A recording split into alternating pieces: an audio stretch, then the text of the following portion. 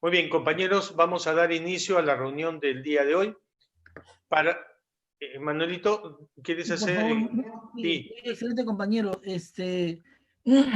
Nuevamente solicitarles a cada uno de nosotros, hagamos un minuto de concentración espiritual por la recuperación de nuestros hermanos Juan López Maquiavelo, Hugo Sotelo, y sobre todo por los hermanos que han fallecido, muy excelente compañero.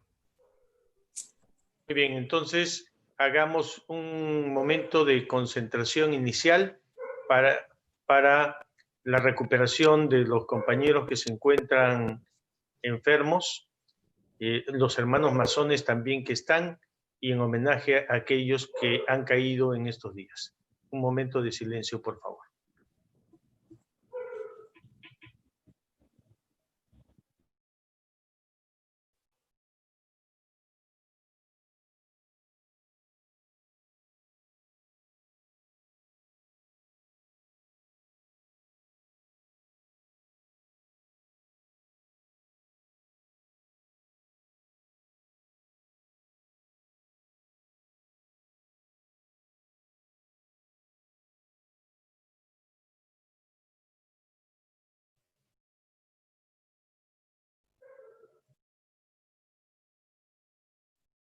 Muy bien, agradezco a todos por este momento de concentración y ahora nosotros debemos demostrar que la fuerza del arco real está en que puede continuar adelante pese a los golpes que podamos recibir.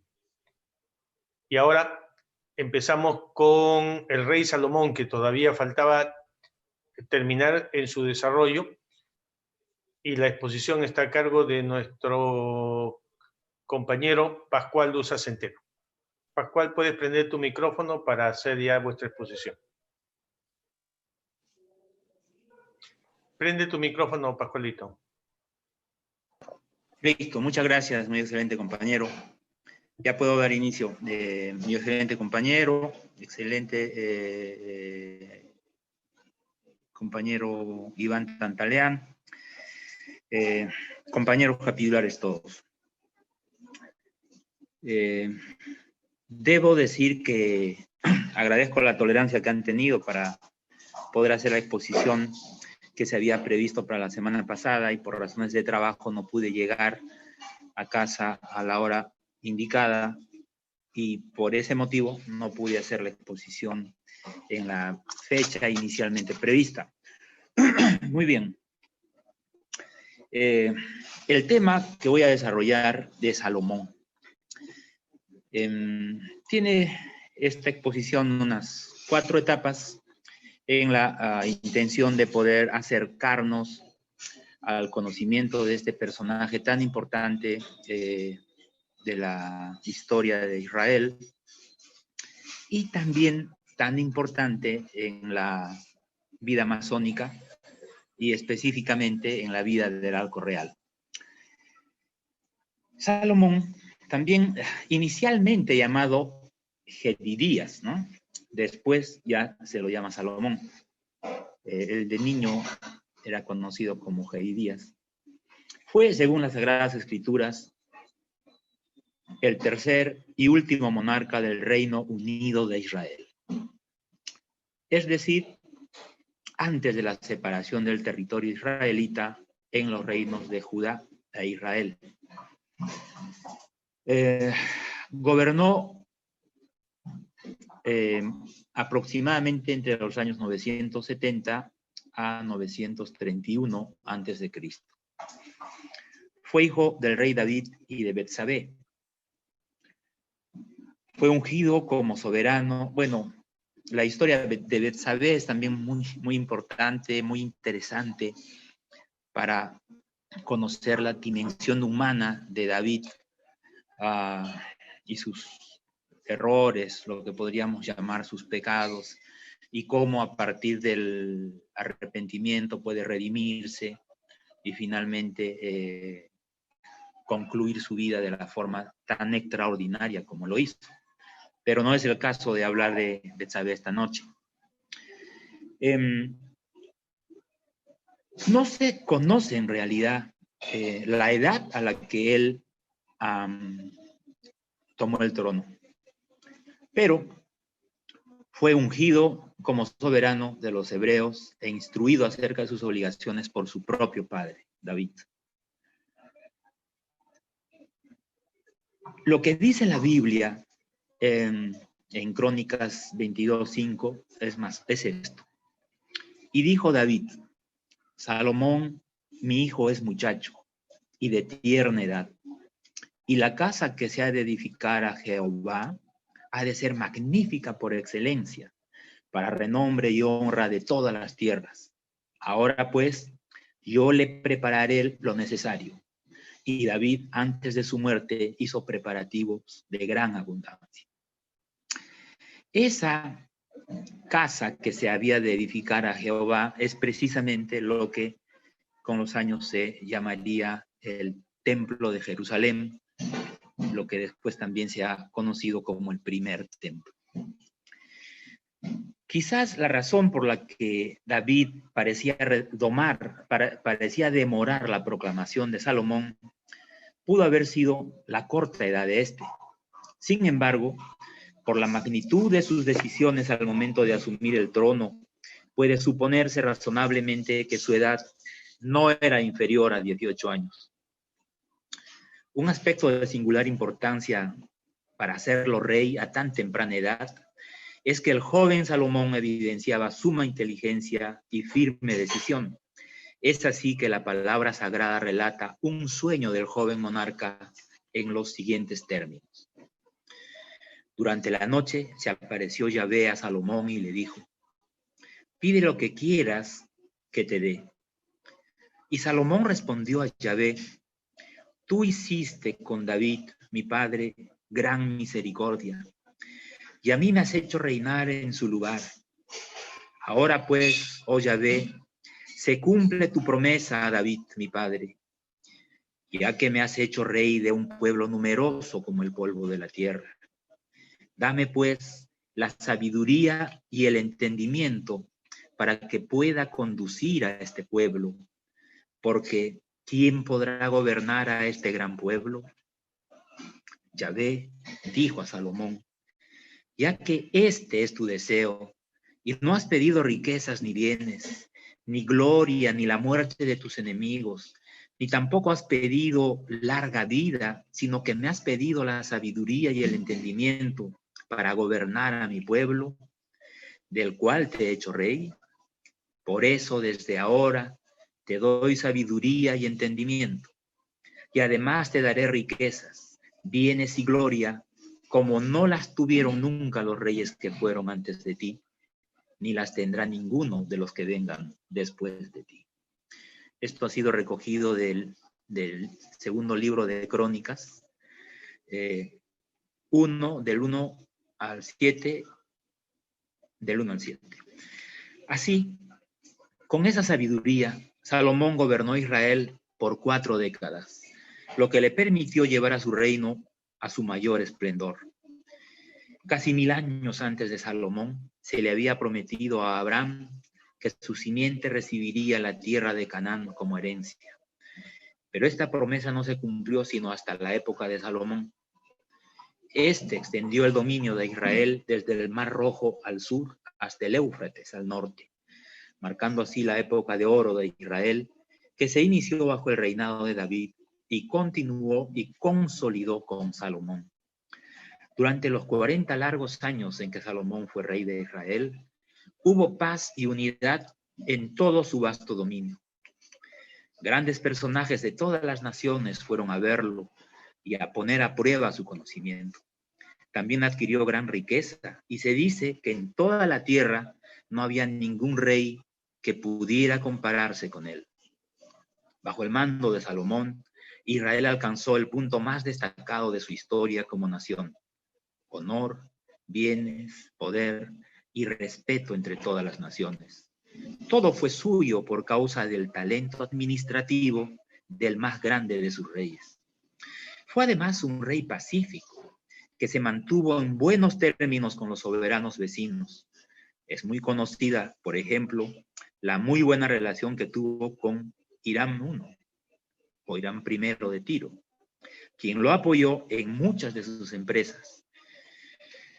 Además, la seguridad interna y el control de las vías de comunicación habían facilitado una amplia expansión del comercio hebreo. Sus naves llegaron a tener presencia predominante, inclusive en el Mar Rojo. Ahora bien, durante su reinado, Salomón emprendió numerosas obras arquitectónicas. De todas ellas destaca de manera muy clara, por encima de todas, la construcción del Templo de Jerusalén, conocido luego como el primer templo, edificado como un lugar para la permanencia del Arca de la Alianza. En esta enorme construcción se identifican también el fabuloso palacio y la construcción de un terraplén que unía el templo con la ciudad de Jerusalén. Como en todas las construcciones de esta fabulosa obra, participó un gran número de técnicos extranjeros, como albañiles y broncistas de Tiro o carpinteros de Jebal. Entre ellos destaca el arquitecto semi-israelita Irán Naví. Se importaron lujosos materiales procedentes de distintos lugares, principalmente de Fenicia. Después de terminado el templo, en una oración que Salomón le hace a Yahvé, se recuerda la promesa hecha a su padre David, la cual fue: no te faltará varón delante de mí, que se siente en el trono de Israel, con tal de que tus hijos guarden mi camino. En la etapa más próspera, Dios les concedió tranquilidad en sus fronteras. Primaba en la gran nación el orden y la alegría, además de la prosperidad. Mire, eso es fundamental. Había una armonía social en la época de mayor esplendor del gobierno de Salomón. El prestigio de Salomón fue tal que a él se le atribuye la autoría de los textos bíblicos titulados como el libro de Eclesiastés, el libro de los Proverbios y Cantar de los Cantares. Además, otros libros del volumen son los que han registrado el paso por esta vida material del gran Salomón, principalmente el primer libro de los Reyes y el segundo libro de Crónicas. Su buena relación con otros pueblos ha permitido inclusive estimar que habría desposado a la hija del faraón, si bien no hay evidencia arqueológica de un matrimonio como tal con la princesa egipcia. Existen diversas referencias bíblicas de este hecho y de que este hecho habría sucedido efectivamente. Por ejemplo, en el libro de Reyes 3:1 se dice: y Salomón se convirtió en aliado de Faraón, rey de Egipto, por el matrimonio. Tomó la hija del faraón y la trajo a la ciudad de David hasta que hubo acabado de construir su propia casa y la del Señor y la pared de Jerusalén alrededor. La importancia de Salomón ha sido tal que él es ubicado en textos literarios incluso de la India, ¿no? A donde habría ido en compañía de Irán de Tiro. Entabló relaciones incluso con el reino de Saba en Yemen. De hecho, parece que desposó incluso a la reina de Saba. Ciertamente estos eran estilos de consolidar las relaciones con otros pueblos, ¿no? Hay también referencia literaria de Salomón en pueblos de la Mesopotamia. Incluso el Corán registra a Salomón y es considerado él como uno de los más importantes profetas. Los musulmanes se refieren generalmente a él con la variante árabe de Sulaimán.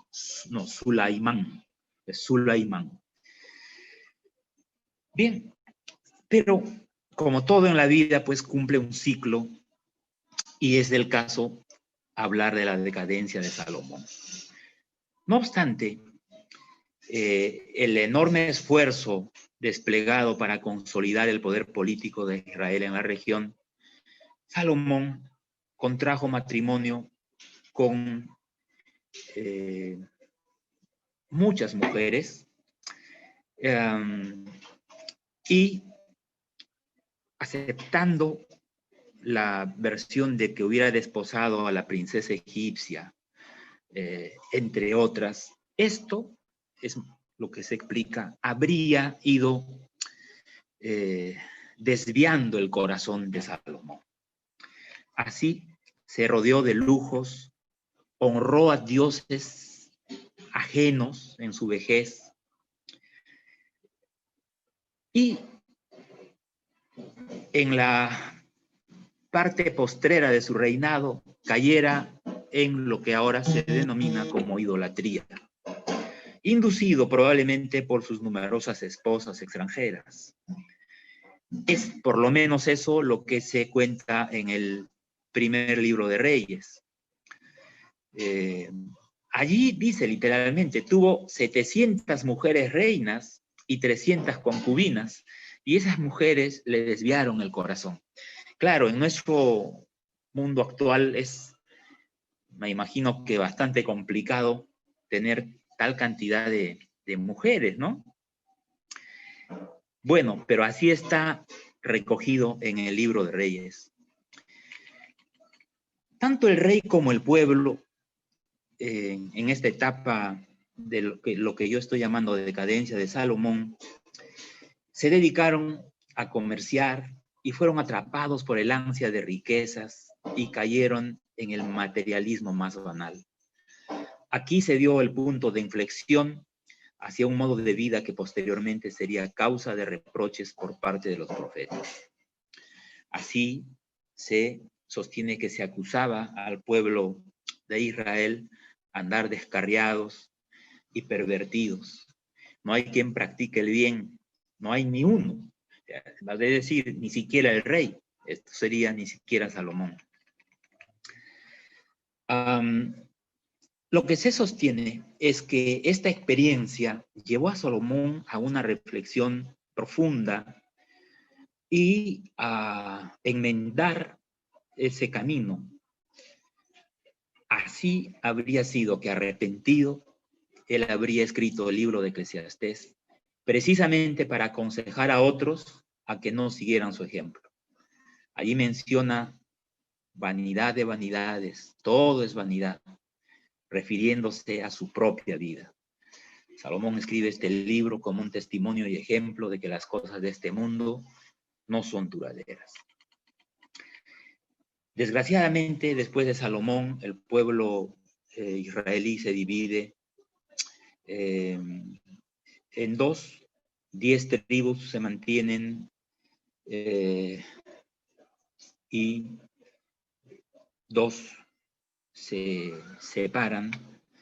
Y después de esta experiencia no ha existido otra etapa floreciente y de unidad tan consolidada como había alcanzado el pueblo israelita en el reinado de Salomón.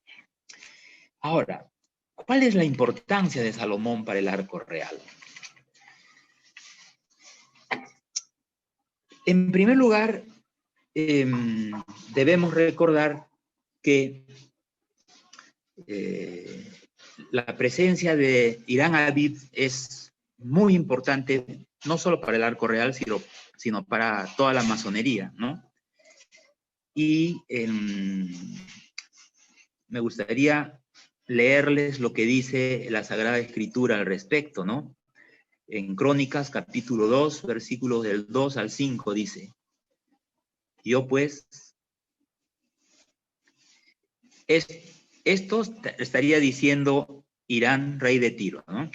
Yo pues te he enviado un hombre hábil y entendido, Irán Abí, hijo de una mujer de las hijas de Dan, mas su padre fue de Tiro, el cual sabe trabajar en oro, plata, bronce y hierro, en piedra y en madera, en púrpura y en azul, en lino y en carmesí.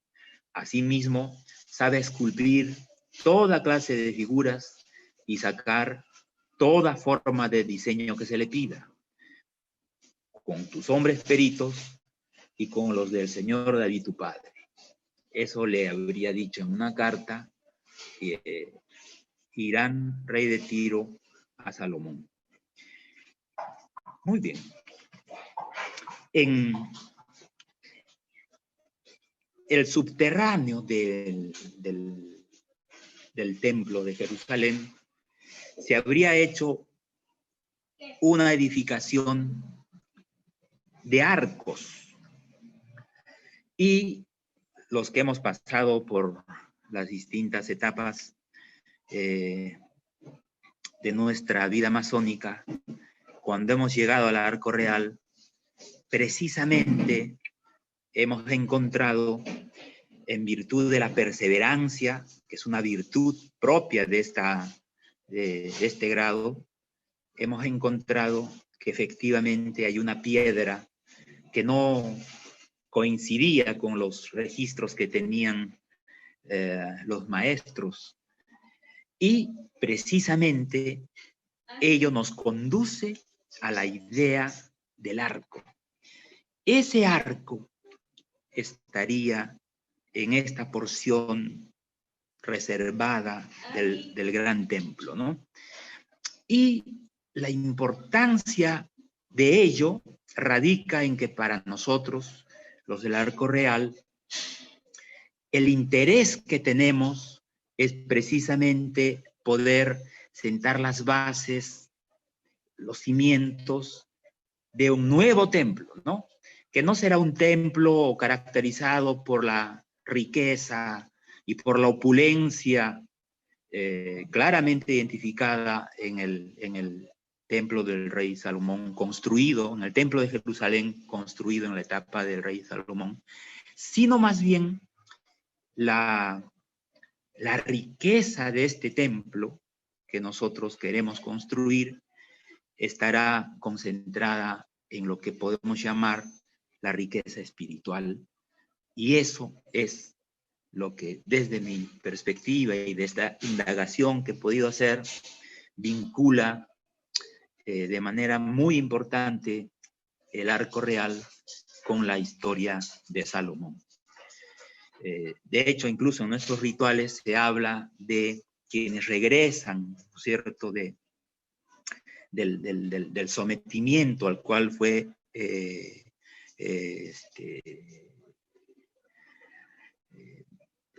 llevado el pueblo de Israel, y cómo los que regresan precisamente para contribuir a la reconstrucción de ese templo. Muy bien, muy excelente, compañero, compañeros capitulares.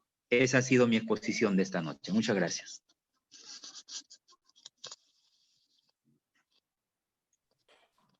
Muy bien, compañeros, se concede el uso de la palabra para que podáis hacer los comentarios del caso o las preguntas respecto de la exposición de nuestro compañero Pascual Luza sobre el rey Salomón.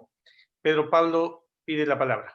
Gracias, muchas gracias, muy excelente compañero. Compañeros capitulares, como decía la vez pasada, el miércoles pasado, ¿no? La enseñanza que nos deja Salomón es el girar siempre en torno a la unidad en pensamiento, unidad en costumbre.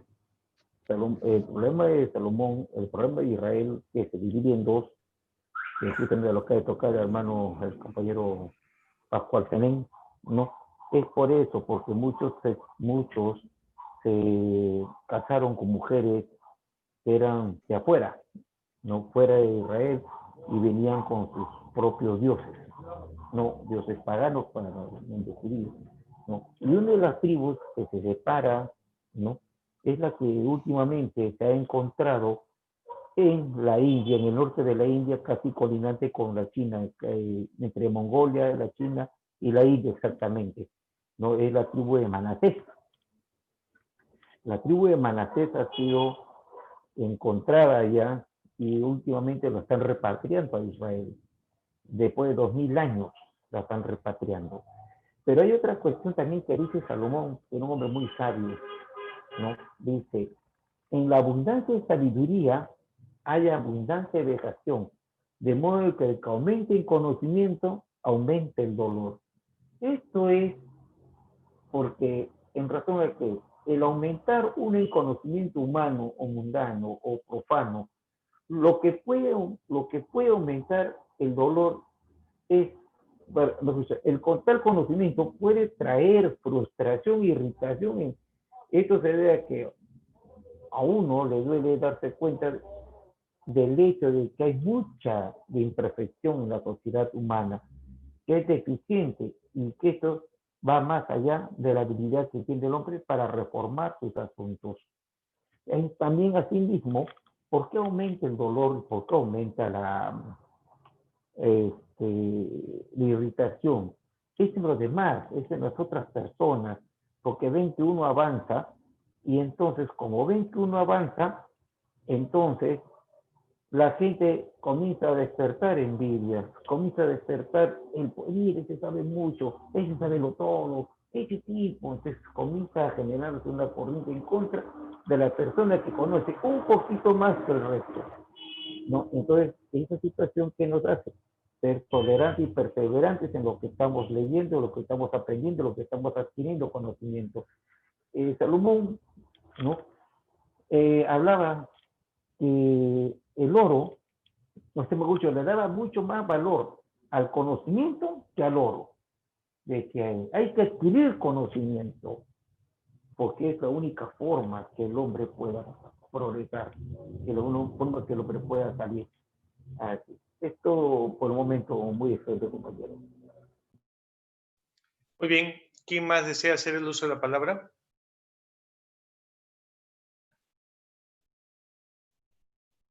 ¿Alguna pregunta, algún comentario más? Sí, Alexi, adelante, prende tu micrófono.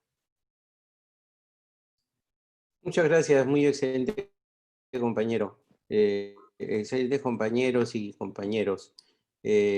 Siempre el tema del rey Salomón no deja de ser interesante, porque aparte que él pide a Yahvé sabiduría, inteligencia,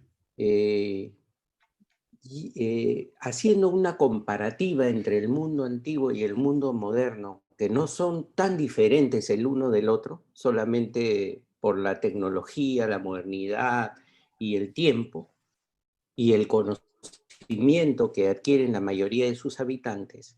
Se ha escuchado acerca del rey Salomón, que era una persona, aparte de muy sabia y muy justa, una persona muy rica, muy adinerada. Algunos por ahí dicen que tenían minas de oro en abundancia, que lo hicieron nadar en abundancia, ¿no? Y otros dicen que su riqueza provenía de las grandes extensiones salitrosas que tenía, o sea, él tenía minas de sal. Y como en el mundo antiguo la sal era algo muy importante para conservar las carnes, los alimentos, él lo intercambiaba por maderas de ébano, finiciosas por oro, y según algunos hacía su riqueza. Sin embargo, he encontrado un artículo acerca de las minas del rey Salomón y dice lo siguiente, ¿no? Cuenta la Biblia que el rey judío que además de justo llevó a su pueblo a la prosperidad, quizás por unas legendarias minas de oro que le hicieron nada en abundancia. Ahora, un equipo internacional de arqueólogos estas minas existieron, pero fueron de cobre. Esto es lo que se deduce del trabajo dirigido por Thomas Levy de la Universidad de California y por su colega Mohammad Nahar, de Amigos de la Arqueología en Jordania.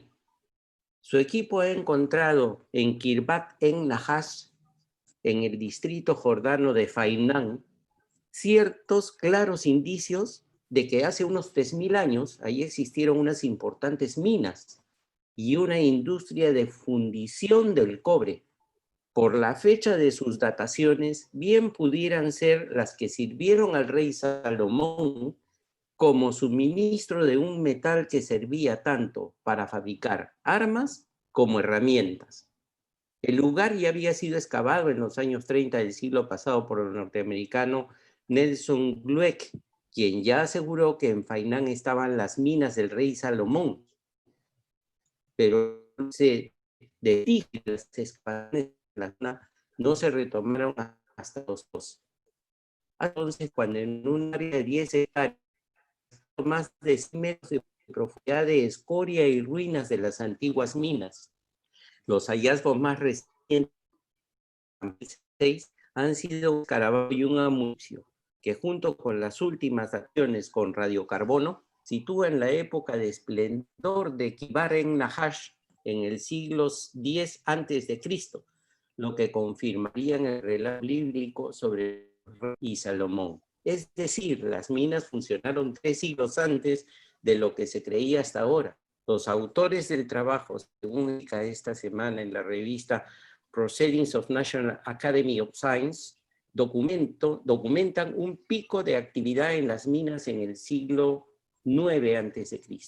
Y ello da también razón a la historia sobre el reinado de los edomitas, una nación hermana de los israelitas que según la Biblia alcanzó un gran al sur del Mar Muerto, justo donde está el distrito de Fainán. Entonces vemos, compañeros, que de esta forma la sabiduría y la inteligencia del rey Salomón no solamente estuvo en determinar buenos juicios, en ser una persona muy diplomática, en resolver asuntos importantes de Estado o asuntos del diario vivir, sino también fue una persona inteligente para poder sacar los recursos naturales. Entonces, gracias a ello, hizo una gran fortuna que le sirvió muchas cosas. Tanto quería agregar, muy decente compañero. Muchas gracias. Muy bien. ¿Alguien más? Excelente, compañero. Había pedido la palabra y también Fernando. Félix. César Belli primero, Fernando luego. Iván, ¿también quieres hacer el uso de la palabra? Sí. Ya, luego Iván. Okay. Con vuestra venia, muy excelente compañero, hermanos todos. A mí la apreciación de los relatos bíblicos, permítaseme siempre entender por ese mensaje que está detrás de, porque yo no puedo comprobar la existencia, yo puedo comprobar, meditar o aprender el mensaje. Y el mensaje es muy simple. Lo que solicita el hombre es el entendimiento y la sabiduría. Y lo demás se le entrega por añadidura. Pero, ¿qué conocimiento es? No es el conocimiento mundano, no es el de la zona en la que te desenvuelves, de tu modus vivendi. Es el entendimiento de, y ese es mi humilde entender, es el entendimiento de cómo funciona el universo, cómo se manifiestan las leyes de Dios, cómo yo, individuo, puedo entender la manifestación divina. Si soy capaz de percibir ese entendimiento, entonces voy a tomar y entender el conocimiento real. Por lo tanto, me convertiré en una manifestación divina de mis actos divinos. Ese es, creo, el primer mensaje. El segundo mensaje ya es un poco más del individuo. Llegaste a ocupar un trono y te desviaste. No debiste haberlo hecho. Entonces hay una lección ahí. A perpetuidad. La calidad del hombre que no es capaz de continuar en la infinita sabiduría de la humildad. Entonces, el poder ha obnubilado y lo que más nos concentramos es en ver la opulencia, y los arqueólogos y los científicos quieren demostrar que esto fue real. Todos quieren demostrarlo. Pero entendamos el mensaje sencillo. Dicen que la verdad no es un árbol frondoso. La verdad es una zarza ardiente, simple y sencilla, que dice, se comunica y te puede expresar: yo soy, tú eres. Ese es el conocimiento. Y en virtud de la aprehensión de ese conocimiento, entonces se manifestará la prosperidad para todos. Hoy, ¿qué está pasando? ¿En qué nos estamos distrayendo?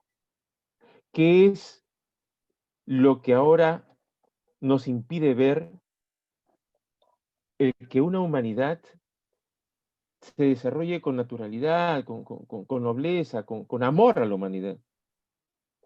Estamos aislados, vemos que las naciones se pelean, vemos todavía que el poderoso combate con el poderoso y seguimos pensando que eso es el entendimiento. Incluso los griegos en su templo: hombre, conócete a ti mismo, pero a continuación,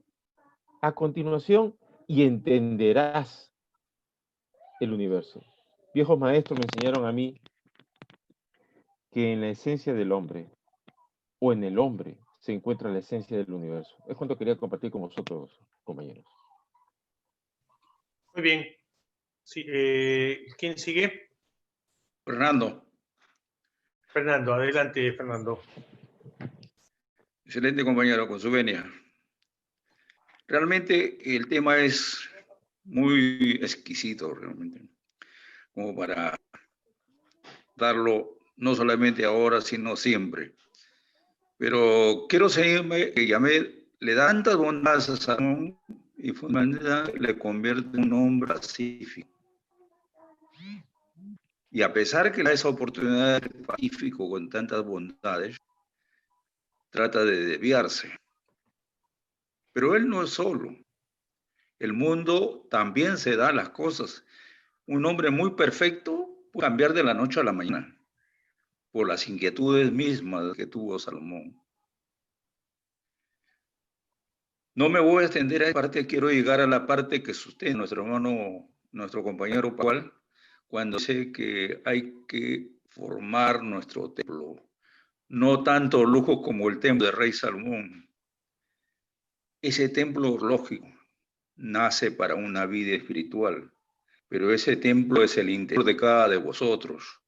Si no logramos sacar y formar ese templo con la energía necesaria, no podremos espiritualmente tenerlo. Yo creo que es suficiente que en estos tiempos donde que la corrupción y los aspectos de pandemia no se ven, realmente no dan luces a la vida, debemos salir nosotros a ser otras personas, otros seres humanos, para presentar a la sociedad un ejemplo realmente, ¿no? Y antes de concluir, muy excelente compañero, me he permitido hacer un recopilamiento de lo que es el templo de Rey Salomón. Si me da una oportunidad para el día 26 ponerlo, pero ya no exactamente dentro de la matriz del esto, sino cómo fue construido, sus características y otros pormenores que tiene el templo, y voy a pasar video completo de lo que es el templo de Rey Salomón. Eso es todo. Perfecto, compañero. Anotado entonces para el 26 de este mes. Iván, adelante, por favor. Excelente, compañero. Excelente, gran principal. Sí, yo quería establecer algunos conceptos con base sobre el tema tan bien explicado, presentado por Pascual, por el compañero Pascual Luza, porque en el ritual que nosotros tenemos, el Domatic del Arco Real, podemos ver que hay lecturas que hace el primer principal, el segundo principal y el tercer principal. El tercer principal hace una lectura histórica, el segundo es una lectura simbólica y el primero es una lectura mística. Es decir, hay niveles o por lo menos estados en los que se puede interpretar, se puede concebir, se puede tener un concepto de lo que se nos va narrando. Yo personalmente, cuando se me ha hablado del tema de David y Salomón, entiendo que la construcción de un templo tiene que ver con la formación de una entidad pura, limpia, a partir de la cual el ser humano, o los seres humanos, o el ser humano individual, o grupalmente, puede tener una herramienta de contacto con la divinidad, o ser a sí misma un receptáculo de la divinidad. El ser humano también tiene múltiples personalidades, y solamente una es divina. Entonces estamos hablando aquí que David no era la personalidad adecuada para la construcción del templo, a pesar de sus características importantes en la historia. ¿Salomón lo era? Esa es una pregunta que tenemos que hacer.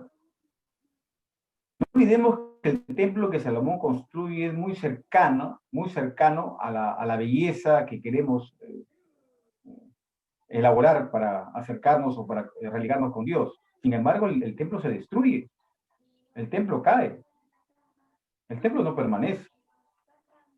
Y la francmasonería, tanto colectiva como individualmente, tiene que construir un templo. A partir de esa experiencia. Entonces, estos templos no pueden ser construidos por el ego o por los egos, sino que este templo tiene que ser construido solamente y solamente cuando encontremos la divinidad dentro de nosotros. Ese es el templo que tenemos que construir. Es decir, estamos hablando de una historia que se repite en otras culturas también. En la nuestra, la occidental, hablamos de David, de Salomón, y estamos hablando también de nosotros mismos, como los que tenemos que construir un templo que sea permanente, duradero, inmortal. Ese es el sentido, creo yo, o podríamos decir, esa es una, creo yo, de las formas que podemos entender ese mensaje que está en los textos sagrados. Eso es lo que quería agregar, venerablemente. Muy lindo compañero, primer principal. Muy bien, muchas gracias. ¿Alguien más? Manuel Ibáñez. Compañero Manuel Ibáñez.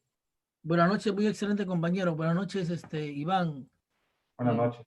Para agradecer el trabajo de nuestro compañero Pascual Luza, una vez más, valió la pena esperarlo por la calidad de trabajo. Yo quería hacer una referencia al respecto, ¿no? Sí, pues Salomón se casó con la hija de un faraón, ella se llamaba Faraosh, creo que así se llamaba ella. Pero lo que no logro entender son varias razones. Por ejemplo, Yahvé le dice que no debería de casarse con mujeres de otras naciones. Pues al hacer eso, él pues tendría que adorar a otros dioses, ¿no? Es más, se habla que Salomón tuvo más de 700 esposas y Salomón pues adoró a Moloch, que era el ídolo de los amonitas. Pero si Salomón se encargó o trató, porque no encuentro otra palabra, de que el pueblo hebreo pues sea liberado, y él, como la vez pasada mencioné, de que él estaba en contra de la esclavitud, pero sin embargo él mantenía conversaciones con el faraón, tanto es así de que él se casa con la hija del faraón. O sea, ¿cuál ha sido la misión de él? O sea, ¿cuál fue y por qué lo hizo? ¿Fue para incrementar su poderío?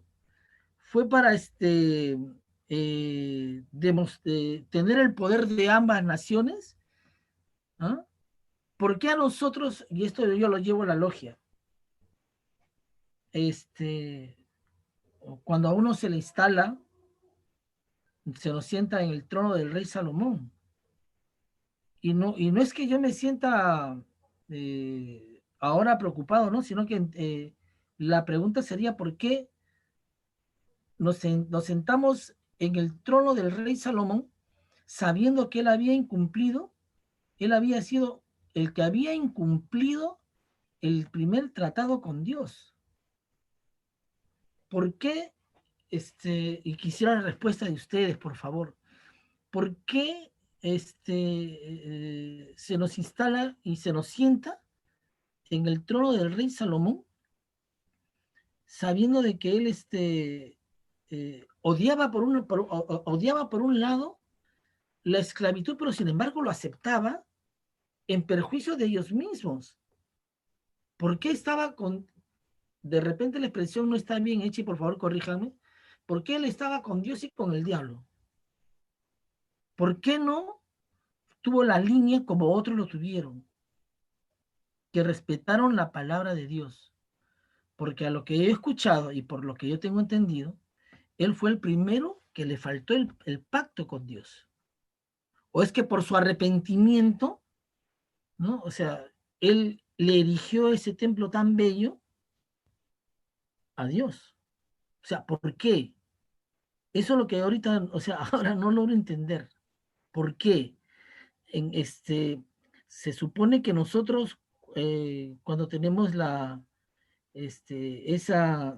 cuando tenemos pues ese beneficio de sentarnos en ese trono, se supone que debemos de ser los más justos. Y no somos los más justos.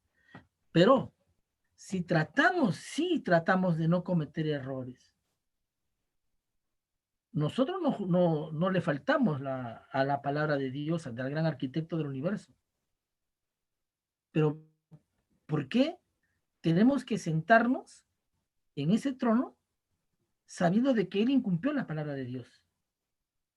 Y claro, el Creador le dio la oportunidad de reivindicarse y aparentemente no lo hizo. Eso es lo que quería manifestar. Y nuevamente agradecerle a Pascual, porque de verdad que los temas que este tema que estamos tratando tiene, como lo dice Fernando, mucho que discutir, mucho que aclarar. Y estoy convencido de que ustedes tienen las luces para de alguna forma esclarecernos. Ya lo dijo César Belli, por ejemplo. Muchas gracias. Muy bien. ¿Quién más? Lucho Tejada y luego Pedro Tejada. Buenas noches. Gracias por la oportunidad. Realmente estudiar a Salomón durante 3 o 4 veces nos lleva a un nivel un poco más profundo de lo que es solamente la historia que podíamos narrar. Y yo estaba en la línea misma también de César Belli, en el sentido de decir, ¿qué ganamos estudiando a Salomón de nuevo? Y una de las conclusiones que obviamente Manuel también obliga es, oye, Israel es un pueblo donde la religión es el eje. El eje de su gobierno, el eje de su política es el conocimiento de Dios. Claro, habían otros ejes, otros imperios, buscaban economía, buscaban de repente poder, territorios, de repente hasta la parte humana en algún momento. Pero ¿esto qué nos enseña en la actualidad? ¿Cómo hacemos aterrizar eso a lo actual? Y dice, estudiar esto implica ampliar conciencia. ¿Es eso lo que realmente estamos buscando en esos estudios? Obviamente ampliar conciencia nos lleva al conocimiento, a la experiencia más profunda, a la sabiduría, pero de todos modos nos lleva a buscar la verdad que nos hará libres, a lo que en alguna forma es la humildad y la aceptación de la ley de Dios. Y por eso es que nos sentamos en una silla del rey Salomón, que aun cuando puede haber pecado y cosas como esa, nadie puede negar que él sí se humillaba y aceptaba la ley divina. Esa es mi intervención. Gracias. César, ¿me permite? Muy bien. Sí, Iván. Miren, lo que pasa es que la masonería originalmente no tenía al rey Salomón como silla, sino tenía a Dios como silla. a Moisés como primer vigilante y a Aarón como segundo vigilante. En un momento dado de la historia, se establece la leyenda de Irán Abí y también se establece la silla del rey Salomón. Pero no olvidemos que la leyenda dice que la silla del rey Salomón se derrumba. ¿Y quién la derrumba? Una termita, después de 1000 años. Es decir, estamos hablando de Salomón, como bien lo dijo Ibáñez, y está tratando de buscar una verdad que la va a encontrar seguramente. Hay un problema. Salomón no representa la pureza necesariamente. O sea, es un hombre en lucha con sus yoes propios, con sus errores propios, pretendiendo sí establecer un templo, pero un templo que finalmente cae. Entonces, si Salomón representa a la humanidad en esa simbología, nosotros estamos en la obligación de construir un nuevo templo, pero un templo que sí sea realmente duradero e inmortal. Y ese es nuestro trabajo. Eso creo yo que es lo que representa este tema. Ahora, no quisiera tocar temas de religión porque podríamos caer en algunos debates que podrían ser mayores. Sin embargo, no olvidemos que a nivel de los cátaros, por ejemplo, de los cuales tenemos muchísimas herencias también a nivel arco real, a nivel templarios, ¿no es cierto? Los cátaros no consideraban a Yahvé Dios. Consideraban que era un Dios y que había una multiplicidad de dioses en distintas culturas, pero que había un solo Dios. Y a ese Dios se dedicaba. Entonces, hay que tener estos conceptos, hay que manejarlos para poder entender qué es lo que queremos representar en francmasonería. Ahora, una pregunta también que podríamos hacernos es, ¿tenemos nosotros la capacidad no de corregir la masonería, sino de interpretarla de una manera propia a partir de lo que está pasando en este momento en el mundo? Yo creo que sí, pero no porque nos sintamos superiores, sino porque es nuestro deber. Es nuestro deber en este mundo actual, en el que están pasando tantísimas cosas, ¿no? Entonces, es esa nueva forma de entender la francmasonería la que va a hacer que esta escuela de conocimientos iniciáticos sea una herramienta válida para lo que está viniendo en el futuro. Es decir, la construcción del nuevo templo. Vuelvo a repetir, no olvidemos que originalmente era Dios, Moisés y Aarón.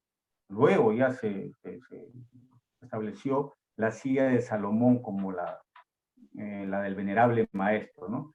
Yo me imagino, debe haber alguna multiplicidad de temas, ¿no? Me imagino también que debe ser que sentirse Dios en una silla debe ser complicado, ¿no? Entonces, es el mismo Salomón el que es la humanidad pidiendo que nos liberemos, que nos limpiemos de nuestras cosas negativas para poder, y estamos trabajando, ¿no? En ese sentido, ¿no? Por eso que hay un tema también que se dice que el Oriente en una logia está fuera del espacio, está fuera de lo que es la logia en sí, porque ya está en otro nivel de conciencia, en un nivel superior.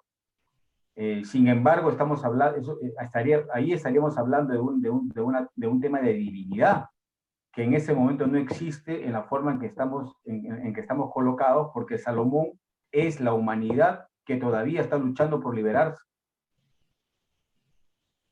El tema es muy lindo, muy excelente, compañero, y para mí es muy agradable escuchar las intervenciones de los distintos compañeros capitulares con inquietudes, porque realmente lo que nos suscita esto, más que certeza, son inquietudes. Y ojalá que comunalmente podamos encontrar algunas respuestas de repente provisionales, pero respuestas que nos puedan ayudar a seguir en el camino. Eso es todo, muy excelente, compañero. Muy bien, Pedro. Sí,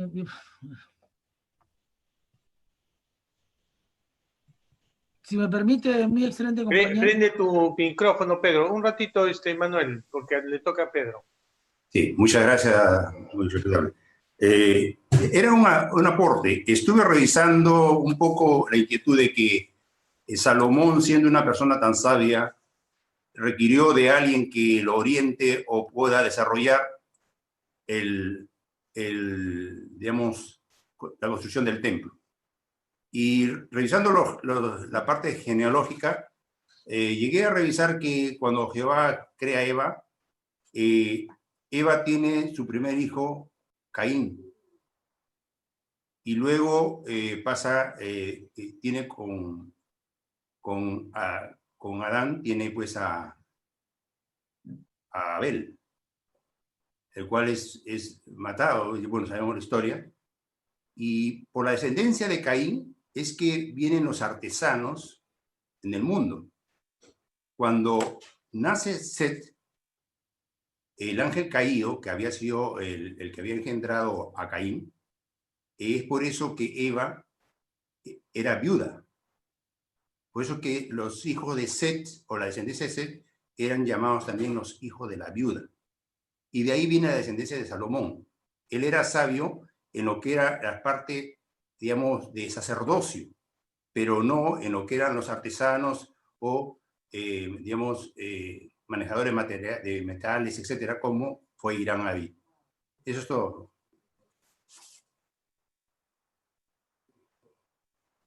Muy bien, Manuel. Muchas gracias. Solamente quería hacer una mención, por favor, y no lo vayan a tomar a mal. Cuando Salomón se encuentra, bueno, ya hemos hablado de que Salomón pues tenía alrededor de 700 mujeres, ¿no? Y esto nosotros pues lo vemos cuando nos instalamos, ¿no? Cuando Salomón se ve con la reina de Saba, ¿no? Se asombra de la belleza de ella. ¡Uy, Dios mío! Yo me pregunto, ¿no? ¿No habrá también intentado estar con la reina de Saba por querer ampliar su imperio?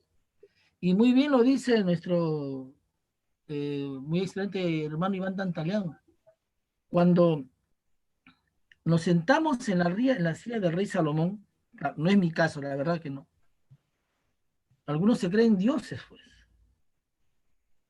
Y gobiernan el templo de la logia, lo quieren gobernar muchas veces a su manera.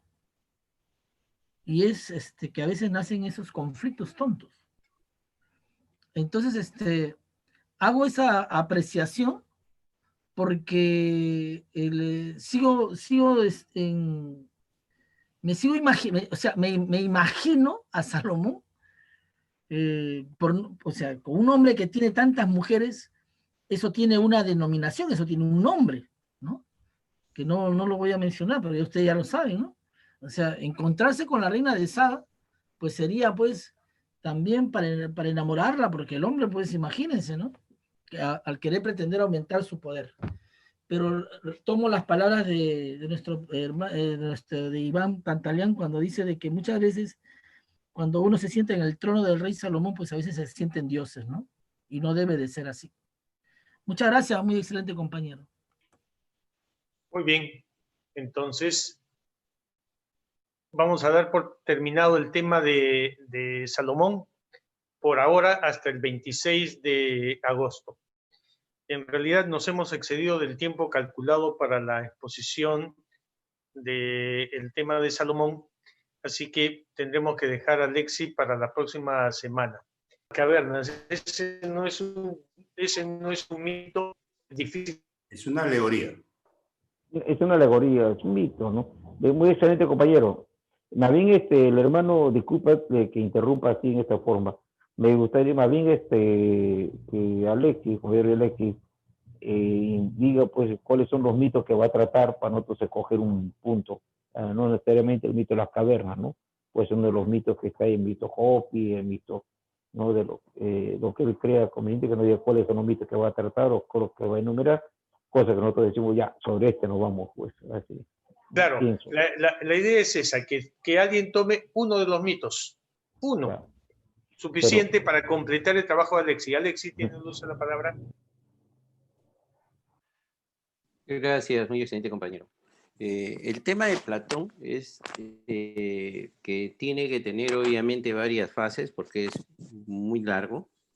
Entonces yo he preparado una situación así, ¿no? Estoy hablando de los mitos en general, cuál es el porqué de los mitos, por qué Platón trabaja con el tema de los mitos, un poco de su reseña bibliográfica, y entonces yo terminando con eso, que más o menos mi exposición dura 13, 14 minutos, se trataría cualquiera de los mitos, ¿no? Yo he visto, por ejemplo, hay el mito del carro alado, que es muy interesante. Puede empezarse por ese mito. O el mito de ¿no? O no sé, hay más mitos. Puede ser también el mito Hopi sobre la creación del mundo. Por supuesto, ¿no? O sea, hay ya que dices eso, Pedro Pablo, ¿por qué no traes uno? Claro, ahí está. Ya, muy excelente, compañero. El día miércoles me comprometo a apoyar la Tú tienes ahí disertación. fuente bibliográfica para poder hacer uno de los mitos. Ya, está bien, muy excelente, compañero. Entonces yo ya no expongo, pues. Yo ya no expongo, pues. ¿Qué ibas a exponer?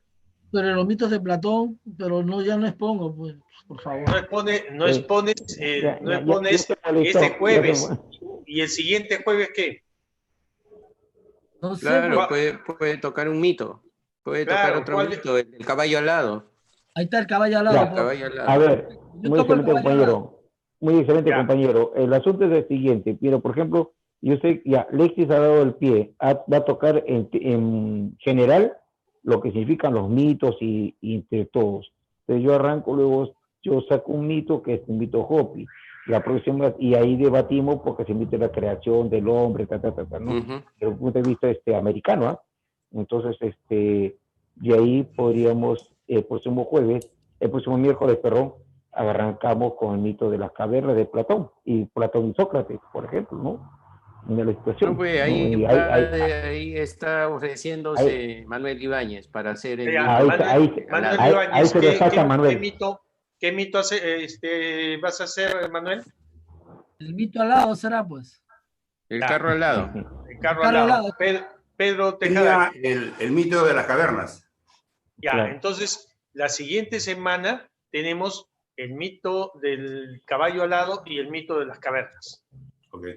El mito Hopi. En cada uno vamos desarrollando 2 mitos y así vamos así adelante. Desarrollenlo bien para que no nos vayan a decir después mitómanos. Muy excelente, compañero, pero si me permite, me parece que el compañero Fernando ha ofrecido para el miércoles 26 su exposición. Claro, a él no lo vamos a dejar de lado.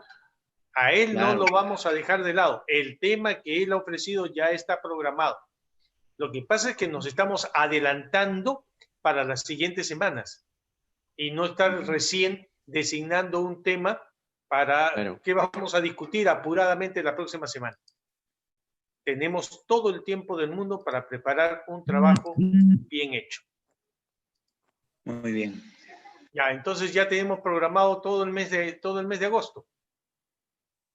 Claro. ¿Sí? Muy bien. ¿Perdón? Falta programar Navidad y Año Nuevo nada más. No hay problema. Para Navidad y Año Nuevo podemos tratar sobre la fiesta de la Navidad, porque en realidad en el cristianismo se ha puesto el 25 se ha puesto el 25 de diciembre como si fuera el día de nacimiento de Jesús. Cuando históricamente tenemos fechas distintas, y más bien lo que hicieron fue superponerla a una fiesta pagana. También podemos tratar sobre eso, y además podemos tratar sobre la diversidad de los conceptos del Año Nuevo. Nosotros tenemos un concepto de Año Nuevo, pero los chinos también tienen su concepto de Año Nuevo, los judíos también. Entonces, vamos a ir aclarando temas que a nosotros nos interesan. Y como Manuel se ofrece siempre de voluntario, entonces... Muy excelente, compañero. Muy excelente, compañero. Hay que tener en cuenta que ya dentro de un mes es el nuevo año judío. Perdón. tenemos que, por favor, ¿quién va a tratar el equinoccio? Vamos, ya estamos casi a un mes del equinoccio. Sí, pues. Pero además de que Pedro Pablo también se ofrecerá seguramente para tratar sobre el Año Nuevo Judío, alguien debe tratar sobre el equinoccio porque ahí debemos celebrar una reunión especial. Usted, pues, gran principal, tiene que dar esa charla magistral. ¿Por qué nos manda a nosotros? Yo completo siempre. No lo voy hoy. Manuelito, yo completo siempre todos los trabajos que se van leyendo, si acaso no se han dado cuenta. Claro, es más, los amplío para demostrar que también los he leído. Así que con mucho gusto yo voy a ampliar el trabajo que se presente sobre los mitos, el trabajo que se presente sobre el Año Nuevo Judío, el trabajo que se presente respecto del equinoccio, del trabajo que se presente respecto al concepto de Navidad. Voy a ampliar todos, así que no te preocupes, trabajo tengo. ¿Quién quiere tratar de manera específica el tema? Gabriel, pues, por el apellido que tiene. Prometo el tema, cojo el guante, Manuel. El equinoccio. Sí, correcto. Ya, perfecto. Listo, entonces, para el equinoccio debemos tener una sala completamente llena. Por favor, invitemos a todos para la próxima semana y así empecemos a invitar de manera tal que llegado el mes de septiembre nosotros tengamos una sala con muchos hermanos. Pero por favor, no saquen avisos publicando. Ya. Llamen por teléfono a quien tengan que llamar por teléfono e invítenlos. Esta es una reunión de hermanos. Esta es una conferencia del Arco Real. No estamos haciendo trabajos para que después no digan que estamos enfrentándonos con nadie. Ni estamos haciendo competencia con nadie. Para el equinoccio nadie celebra esto salvo nosotros. Masónicamente hablando. ¿Correcto? Muy bien, compañeros. Entonces, comprometidos todos, llamemos por teléfono y convoquemos a más gente. ¿Listo? Autorizado. Entonces, Autorizado. muchas gracias. Nos vemos la próxima semana. Hasta la próxima semana. Muy excelente, compañero. Muchachos, nos vemos. Compañeros. Suerte. Gracias. Compañeros. Un abrazo. Pórtense bien, se portan mal, inviten. Muy bien, Pedro Carlos.